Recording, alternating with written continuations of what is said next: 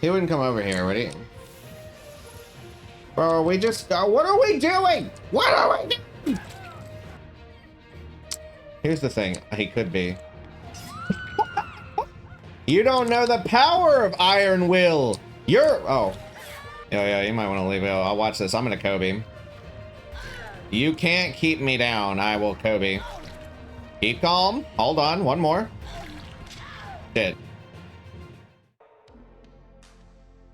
Hello, gamers, and welcome to another flawless edition of Takes from the Fog, the only show on YouTube filmed under duress by a world-enveloping spider monster from the stars.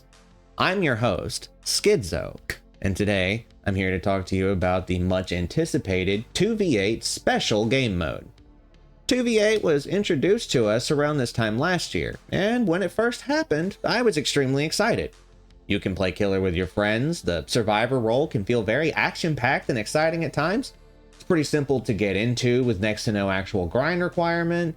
The first two iterations of it actually had me thrilled to log on and experience it every day on both sides of the game. It was new, it was exciting, and it really hasn't changed very much since the second time, unfortunately. RE 2v8 earlier this year was when I first started to notice the cracks in the experience.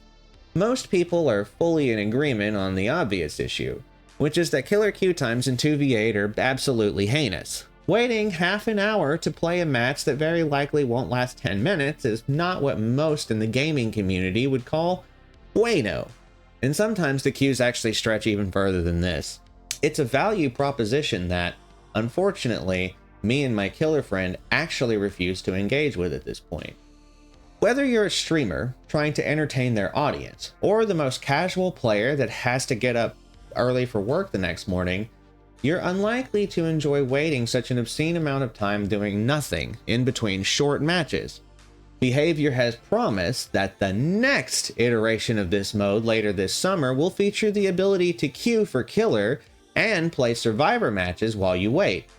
But, personally, I myself find this to be an iffy solution that fails to address some of the other underlying issues that likely contribute to this environment, as well as being a potential source of unintended game-breaking issues. Knowing Behavior, a company that I love dearly's track record with servers, lag, and bugs. But, circling back to the other issues in the mode, it's kind of what I wanted to discuss with you, my lovely, literally captive audience. I think that 2v8 is really fun, and before I get into this, I wanted to put up a disclaimer that this isn't meant to disparage the mode entirely or say that you're wrong for enjoying what it is right now. We all have our opinions and pitchforks to grab and torches to light, and that's fine and dandy. I'm glad you're having fun. You've literally got your toys out in the living room as we speak, and I'm willing to bet that at least some of you are probably waiting for your killer queue to pop as you watch this video. Unfortunately, knowing my own track record, I'm only going to fill about half of that, depending on when you started, but hopefully you'll be out of the woods soon, buddy. Anyway, I'm of the opinion that 2v8 is what scientists and other experts in the field would refer to as very glazed. This, of course, meaning that while the mode is actually fine, there are many issues that I think the larger community ignores, and in some cases even piles onto individuals for pointing out as negative. Before you tie a note to a brick and toss it in my window, hear me out. Do you really think that 2v8 Survivor is living up to the promise of growing as a role? Does anything about the gameplay in the mode stand out to you as truly innovative outside of the ability to rebuild pallets, which is currently unique to the mode? When the first two iterations of 2v8 released, I felt that some of these things, but I had this silly, naive idea that each new iteration would bring more and more to the table. The promise of the mode developing and evolving further was exciting and kept me in hot anticipation for what could be coming next for DBD and new event modes. And then RE2v8 released.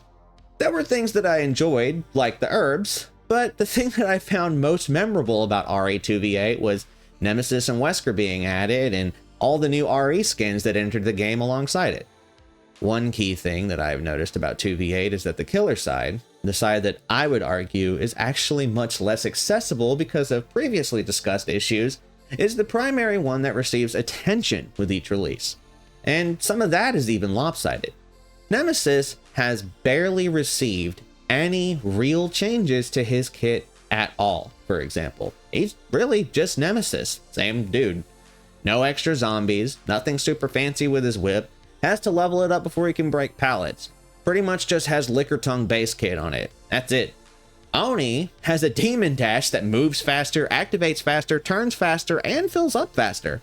He can grab orbs from further away. Wesker got 3 dashes. Ghostface just moves 10% faster in Night Shroud until he's revealed, which is bound to happen when more survivors exist on the map and the reveal mechanic works the way that it does. His power has also been nerfed, by the way. It takes him longer to stalk people, and it only exposes them for 30 seconds. It's kind of lopsided, if you ask me. That's all. But I did not want to focus on what killers are stronger than others in 2v8. That's likely content for another video, and people that honestly have spent more time playing them could talk about it more than me, because, as I said before, I just really don't want to engage with those incredibly long queues, and neither do my friends.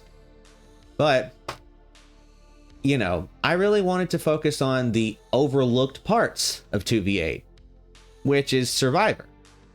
When people who dislike 2v8 as it is currently ask what others like so much about the mode, they will overwhelmingly hear people say that they want to play killer with their friends.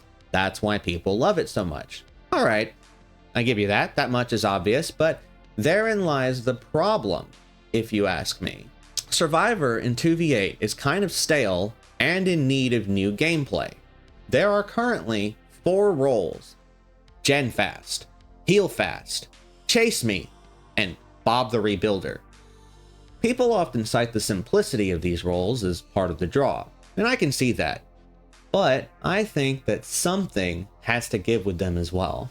There are only 4 to play with, and as it stands, it gets quite stale.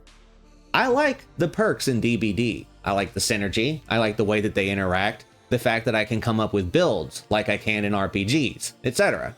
Yes, there is a meta, and yes, I understand that a lot of the time you only see the same 10 or 15. But I don't only see those when I'm making my builds, and I often miss a lot of them in 2v8. Why can't I have a blast mine? Maybe an entire role dedicated to setting up little traps on gens or even in loops for the killer. Imagine the coordination that could be done between scouts and a role like that. Why aren't totems utilized on either side? Imagine if killers had activatable hexes that work kind of like boons. They operate over an area, and the killer can just go and light it like they can with Pentimento or something. And maybe survivors can just have boons like they already do in 1v4 on their end too. Totems exist in 2v8. You can go find them. You can even cleanse them. They're just dull. They don't do anything. They're just vestigial. Are always just sitting up there, taking valuable space, doing literally nothing. In February, some of the totem spawns were herbs, but in this edition, we just don't have herbs anymore. I actually thought the herbs were kind of a neat addition, and taking them out kind of took something away from the survivor role in the mode. It's quite frustrating that the replacement, the big gimmick this time, the innovation in gameplay is the smoke bombs from the Halloween event last year. You open a chest, and it could have a junk item, like a brown toolbox, which can only be used, by the way, to do a gen faster in a mode where gen fast, the role, kind of completely supersedes it. Or you could get a smoke bomb that doesn't really meaningfully change gameplay at all. The fun aspect of survivor gameplay in 1v4 is meaningful coordination, and 2v8 really only offers that with the healing role. I think expanding upon the available roles to pick could really help spice things up with this. Map interaction is by far my favorite thing about the mode, which is why when you see me playing 2v8, you're mainly going to see me running Scout, because I find that role to be genuinely versatile in giving people crucial information and putting resources back in dead zones. I actually think that the generator and healing roles are extremely boring. Normally, I like healing perks a lot, actually, but as part of a larger build, I'm not really into the name of the game being all I'm good at is healing. Beyond rolls, I'd actually like to see items be overhauled in 2v8. Let people get firecrackers from chests. Flashbang roll could be cool too, by the way, something else dedicated to more active altruism. Even the goofy little smoke bombs are fine. Currently, the most exciting thing you could possibly get is like a flashlight out of chests, which I rarely see being utilized correctly as it is, but still, I think some more focus on that kind of interactivity would be fun. The devs have tons, hundreds of niche and often used perks as well to choose from when coming up with rolls. There's a plethora of things on the Survivor end of the game that could easily be added to a kit, with a few other things to meaningfully add variety and fun to 2v8 Survivor gameplay. I think it's genuinely sad that I haven't seen any real changes to the roles at all since the second iteration of the mode. That's all. Ultimately, whether you're a 2v hater or a 2v lover, I respect your views on it. I'm not making this video because I wanted to shit on your favorite mode or because I want people to join in on some dramatic pile-on for something that's honestly still fine.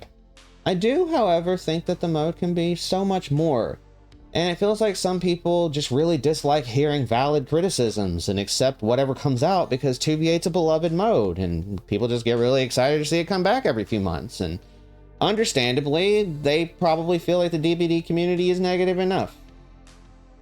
If you ask me, it's about finding a balance between those two things, though. I think that all voices are important in this matter. We all deserve a great 2v8 experience, and we all deserve to see it grow into something substantial for the game. So maybe next time you see someone putting it down, look at what they have to say about it.